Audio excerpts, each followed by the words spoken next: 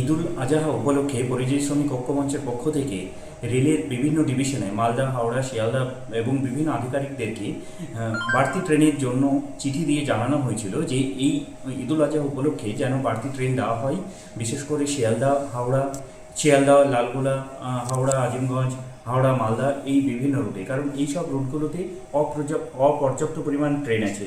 অতিরিক্ত ট্রেনের জন্য তাদেরকে বলা হয়েছিল, কিন্তু এখন পর্যন্ত এই সব ডিভিশন বা রেল দপ্তর কোনো বাড়তি ট্রেনের ব্যবস্থা করলো না। পক্ষান্তরে দেখা যাচ্ছে যে এরা সামার স্পেশাল ট্রেন চালাচ্ছে। আমরা বিগত দিনে দেখেছি আইপিএলের জন্য ট্রেন চালাচ্ছে, কিন্তু পরিযায়ী দেশের শ্রমিকদের জন্য কোনো বাড়তি ট্রেনের ব্যবস্থা রেল করে না। এটা খুবই দুর্ভাগ্যজনক এবং হতাশাজনক। পরিযায়ী শ্রমিকদের প্রতি বঞ্চনা রেলের বারবার আমাদের নজরে আসে এবং আমরা রেলের কর্তৃপক্ষের কাছে বারবার ডেপুটেশন দিই যে অতিরিক্ত বাড়তি ট্রেন চালানোর জন্য। কারণ প্রচুর পরিমাণ পরিযায়ী শ্রমিক বিভিন্ন রাজ্য থেকে তারা বাংলায় ফিরে এবং তারা ঈদ উৎসব পালন করার জন্য পরিবারের কাছে ফেরার চেষ্টাও করে, কিন্তু অতিরিক্ত ভিড়ের কারণে তারা কিন্তু ফিরতে পারছে না, বা ফিরলেও বাথরুমের মধ্যেও তারা ফিরছে। তারা বৈধ টিকিট কেটে যদি রেল দপ্তর তাদেরকে যাত্রী স্বাচ্ছন্দ্য নাই দেয়, তাহলে এইটা কী ধরনের দ্বিচারিতা? এটা একটা দ্বিচারিত মনোভাব রেলের আমরা বারবার লক্ষ্য করছি। রেলের পক্ষ থেকে বারবার ট্রেন চালানোর আশ্বাস দিলেও তারা ট্রেন চালাচ্ছে না। এই ব্যবহারে আমরা ভীষণ ক্ষুব্ধ। আমরা আবারও জোরালো দাবি জানাচ্ছি যে সামনে 7ই জুন ঈদুল আজহা উৎসব।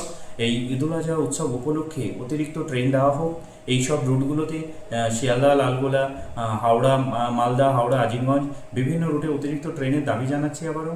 কারণ এই রুটগুলোতে বেশি পরিমাণ ট্রেন নেই। আমি আবারও বলছি যে এই রুটগুলোতে ট্রেন দিলে তাতে কি হবে, কমসে কম পরিযায়ী শ্রমিকরা তারা ফিরবে। কিন্তু সামার স্পেশাল কেন চালাচ্ছে? সামার স্পেশাল কি খুব দরকার আছে এই মুহূর্তে? যদি দরকার থাকে বা না থাকে, কিন্তু রেলের তরফ থেকে শ্রমিকদের জন্য কোনো ট্রেনের ব্যবস্থা করলো না।